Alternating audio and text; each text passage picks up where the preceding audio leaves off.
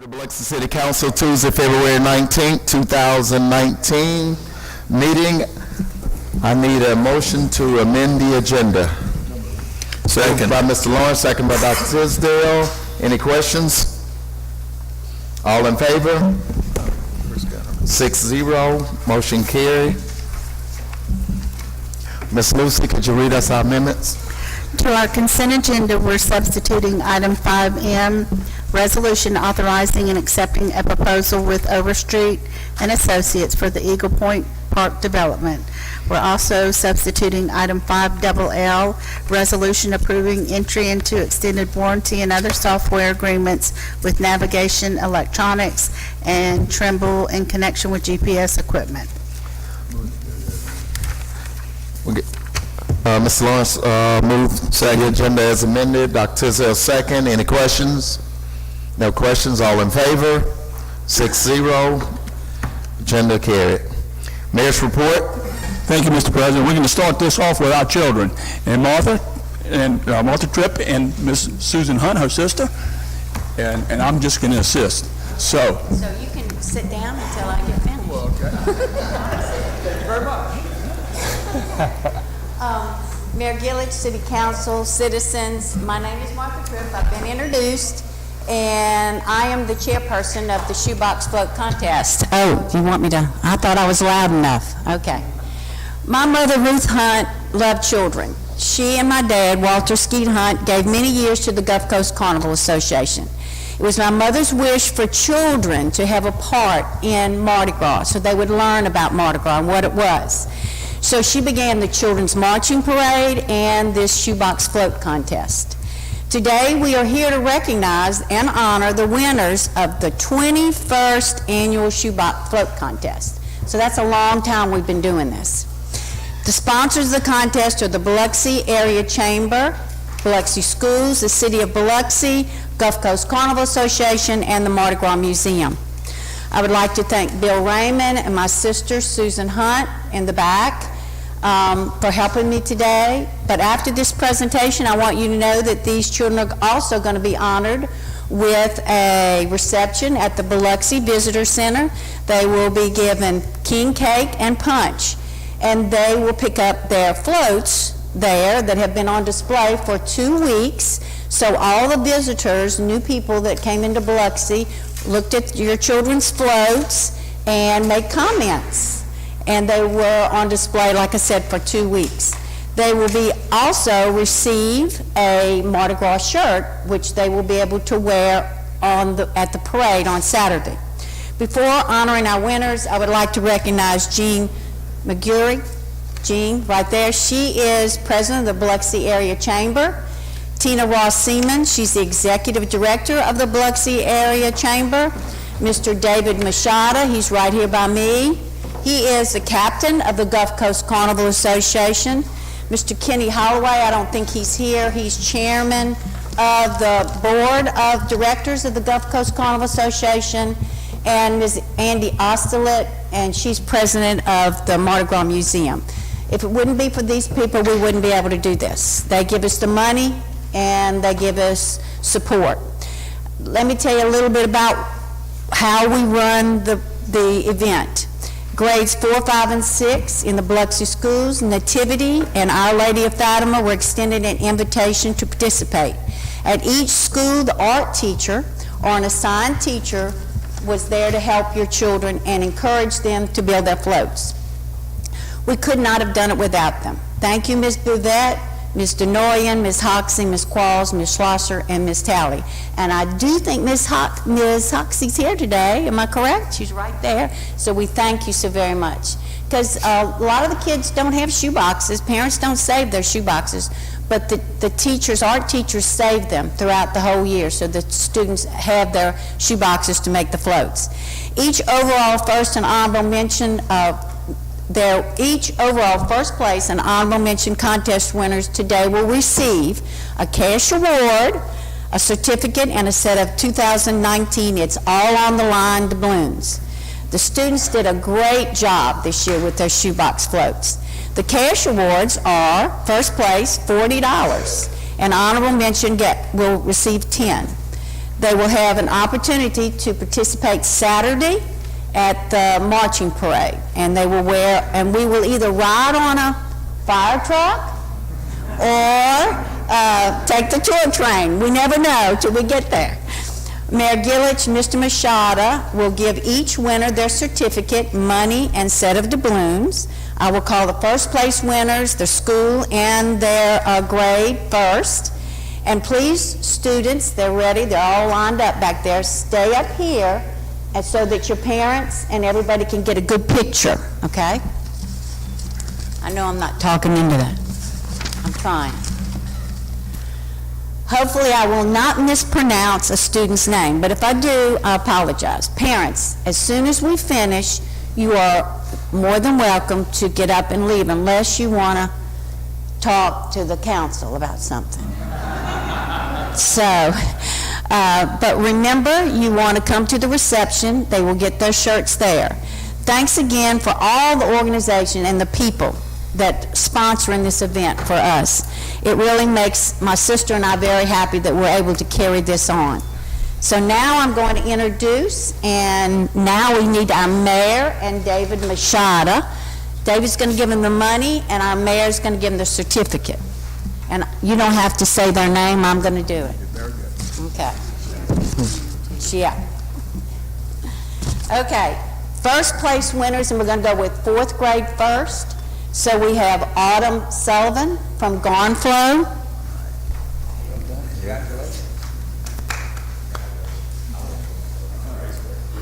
And we did practice handshakes before we came up. Skylar Hall, Jeff Davis.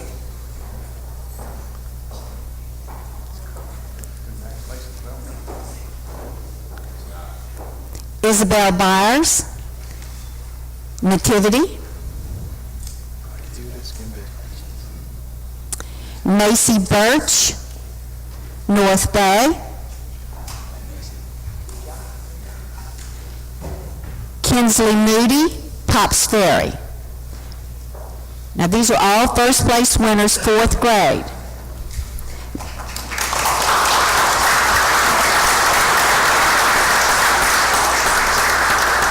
Now we will introduce the fifth grade first place winners. We have Taylor Swenson, Biloxi Upper Elementary, and our other fifth grader is sick, so she will not be here today. That was Avid's daughter.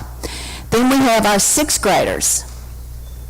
We have Alyssa Dominguez from Biloxi Upper Elementary, Chaz Byers, Nativity, Cameron DeMoyen, Our Lady of Fatima. And I do want you to know that Cameron, this is her third time to enter and win. She entered 2018 and 2017. So this is her last year to participate. So we're happy she came with us for whole 3 years. These are all the first place winners for 4th, 5th, and 6th. Now,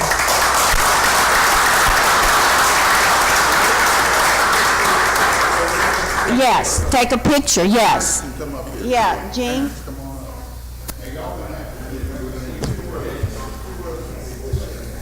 Hang on, we got one more, the Biloxi Bay Chamber. She's coming too. There she is. All right, now we got, let me get out of the way.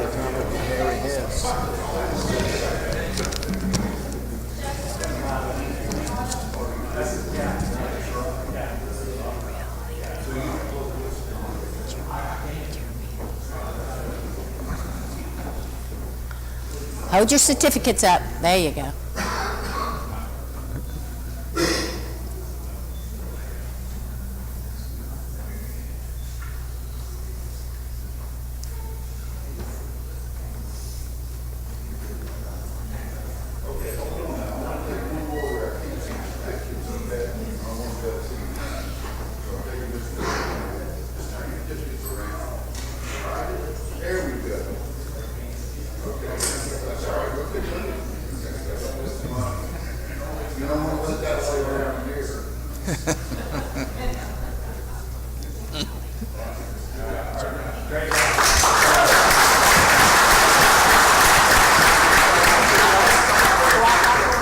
Exactly where y'all sat before.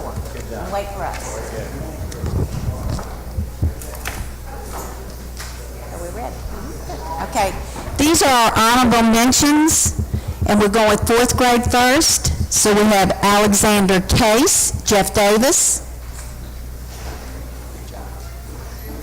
Ureli Jeremiah, North Bay,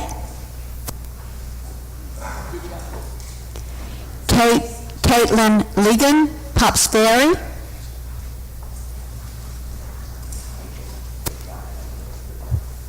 those are all our fourth grade winners. Now our fifth grade, Abigail McCarthy, Biloxi Upper Elementary,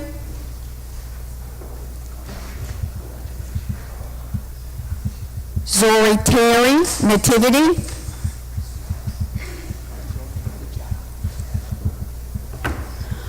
Hope McLaughlin, Nativity, Jacob Miller, Biloxi Upper Elementary. Here he comes. Kylie Wagner, Biloxi Upper Elementary. And I do want you to know this is her second time she has entered and won. And then we have one that was sick today, and that's Maddie Boudreau, and she was at Our Lady of Fatima. But these are our winners. These are our honorable mentions for 4th, 5th, and 6th grade. Parents, come on up and take lots of pictures.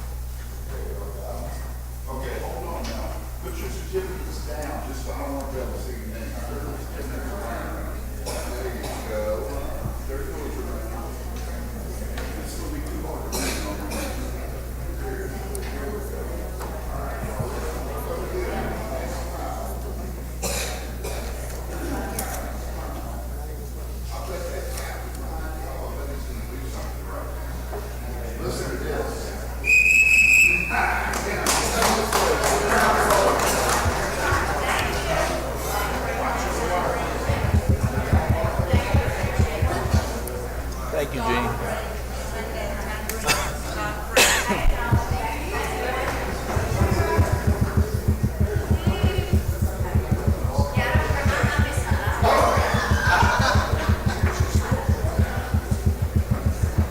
Susan, you want to say anything? Okay. Thank you, Susan and Martha, though. Thank you for everything you do. All right, continuing, Mr. President. At this time, I'd like to ask Chief Boney to come in and the head school crew to come do a demonstration of the turnout gear that was that's so important to doing the job that he does. Thank you, Mayor. I wanted to take a few minutes to talk with the council about an issue that's very passionate to me. I'm very passionate about, but it's very important that you understand what it means to the fate of the American Fire Service.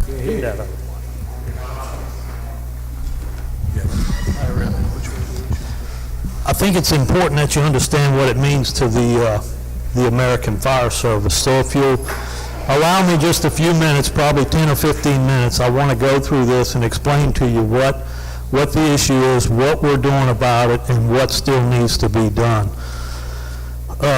For most of the last decade, the United States Fire Administration identified cardiac health as the primary risk facing firefighters. The kitchen table and a firehouse culture built around food seemed to be the most perilous, manageable health issue that we faced. As it turns out, however, a more ominous threat has been under our nose the entire time. We now know that cancer, in fact, it is the most pervasive hazard that firefighters face in performing their job.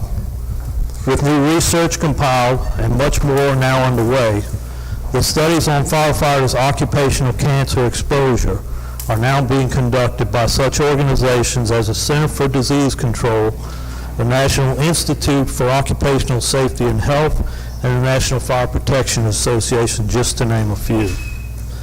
The results generated by these studies are what can be best described as quite possibly the most significant, not to mention the fastest, cultural shift in the fire industry today. We now know that cancer was the leading cause of 61% of career firefighter line of duty deaths from 2002 to 2017. According to this International Association of Firefighters, in comparison, heart disease contributed just 18% of the line of duty deaths in the same period. In 2016, 70% of the line of duty deaths of firefighters was a result of cancer. Firefighters are at a 9% higher risk of being diagnosed with cancer and a 14% higher risk of dying from cancer than the rest of the U.S. population, according to the CDC. Many factors have contributed to the high risk because firefighting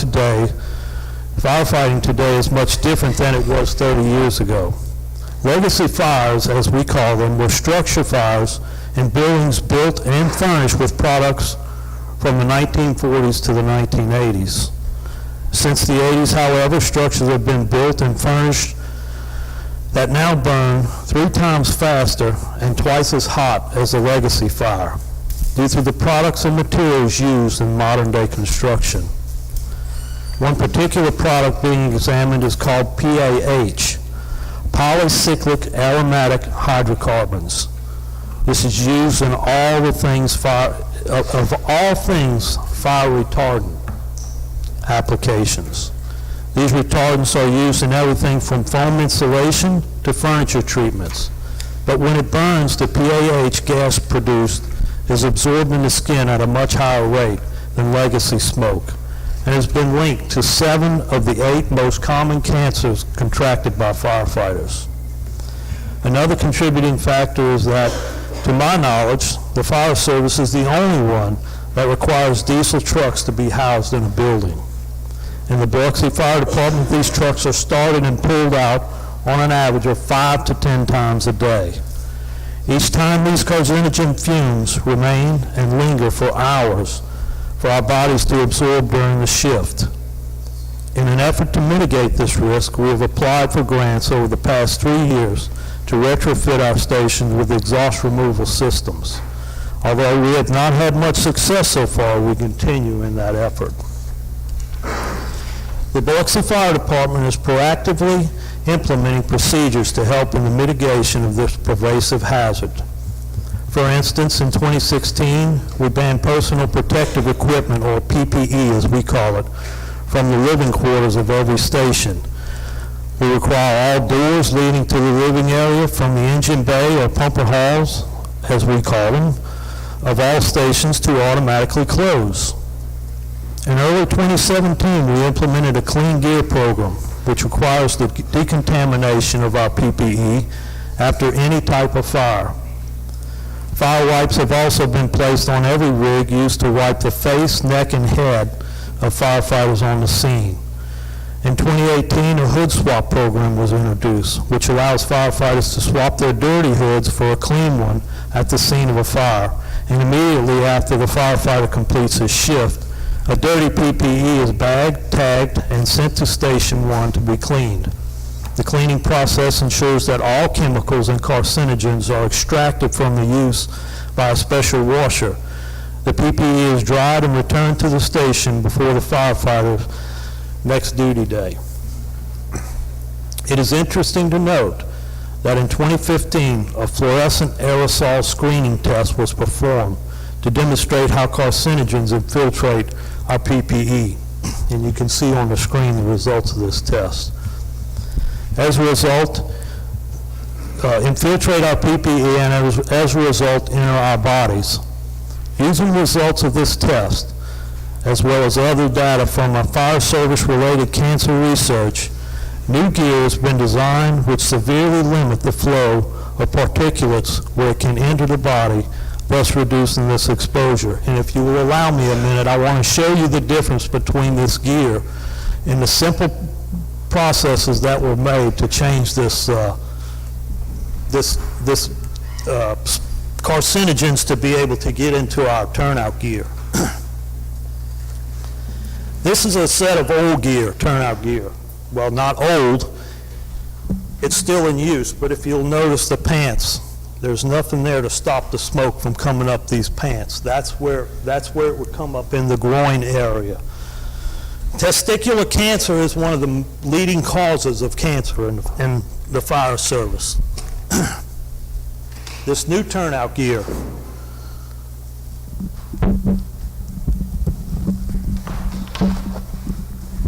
get it out. It simply has a band around the boot right here that limits the carcinogens to be able to come up the pant leg. So that's a small thing, but it made such a major change in the fire service. The same with the coat. This coat, it's a coat we currently use, but you notice it's like a coat when you wear a regular coat. The carcinogens can come up between the pant and the coat.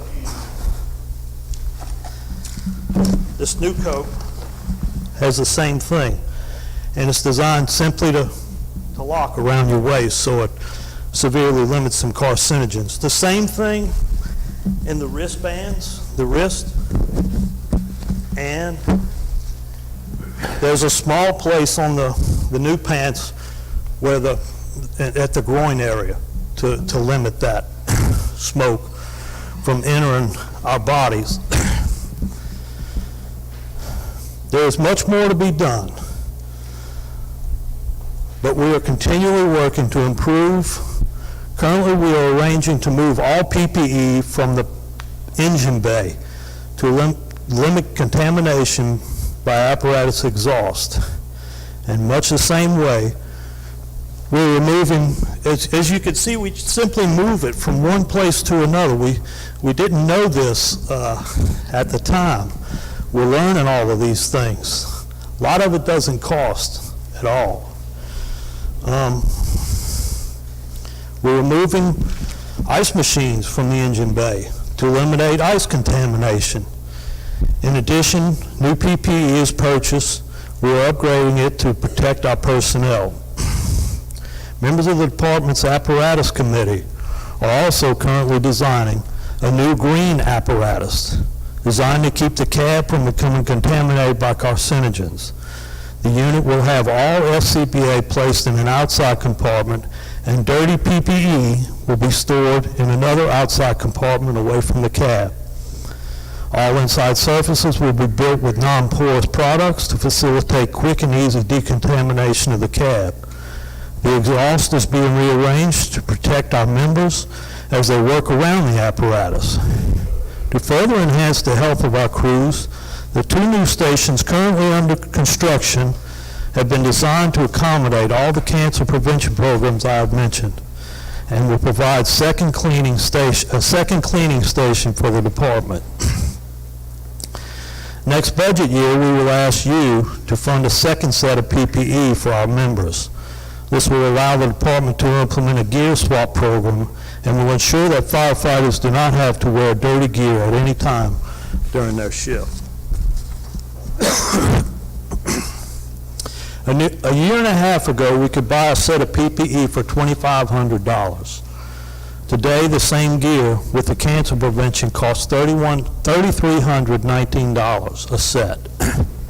We are diligently working to find ways to cover the cost of all the changes I have mentioned. We are willing to forego other much-needed projects because it is that important to us. In fact, for the second year in a row, I've had to use insurance rebate money to cover much of this cost. Soon, however, my budget will not be sufficient to cover the added cost. Without making it sound like an ultimatum, it is you who have to decide if you are willing to help me protect our most valuable assets, the assets that risk their lives and their community every day. Do you know that Mississippi is only one of 7 states in the United States which does not have an occupational cancer presumptive legislation? Cancer in the fire service is at the point that I would say if you are a fire chief of a career department and you do not have a member currently battling cancer, then you are in a small minority. Enjoy the brief time because you will soon face this killer. This time has now come for us to make the critical changes within our span of control to improve the health of our firefighters. I will leave you with a short video that explains the fate of our American fire service if we do not react. Thank you.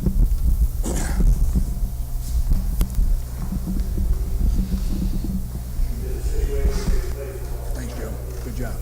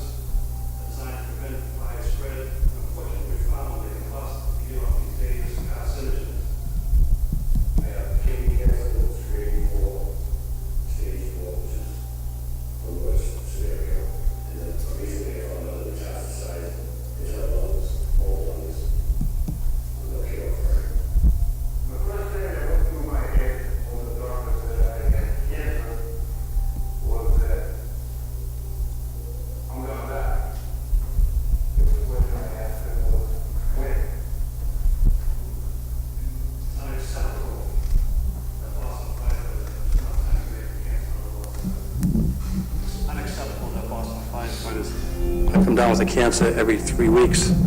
It's unacceptable that 20 Boston firefighters every year develop cancer.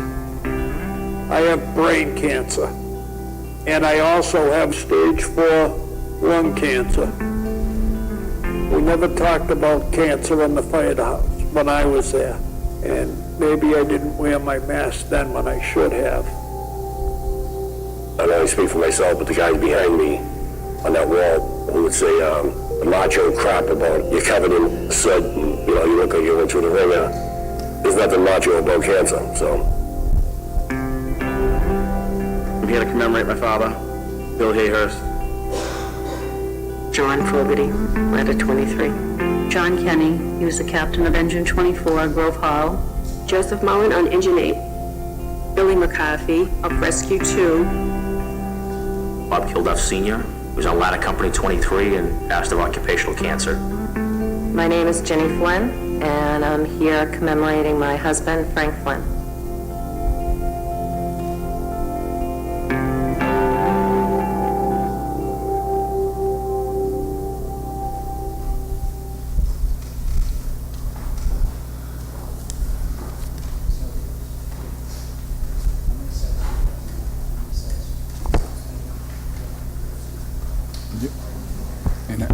And you need 100 and what? I mean, 170, and you have 70, or 69 right now? Okay. You want to follow up the council have any questions? Yeah.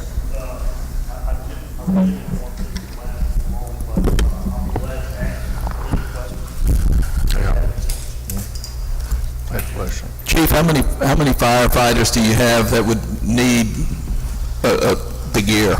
We have approximately 60 sets right now. In fact, we have 30 sets now. We're ordering with this today. We're going to order another 30 sets. So we'll have approximately 60 in the department. We have about 170 people that require turnout gear.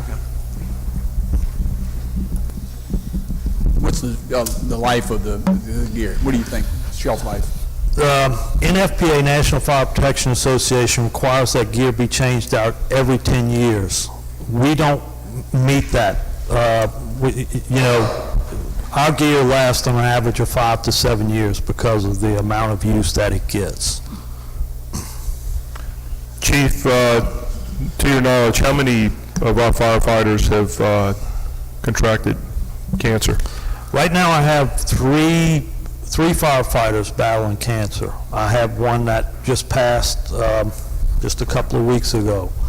I do not know I know there's quite a number of retired firefighters who have died battling cancer.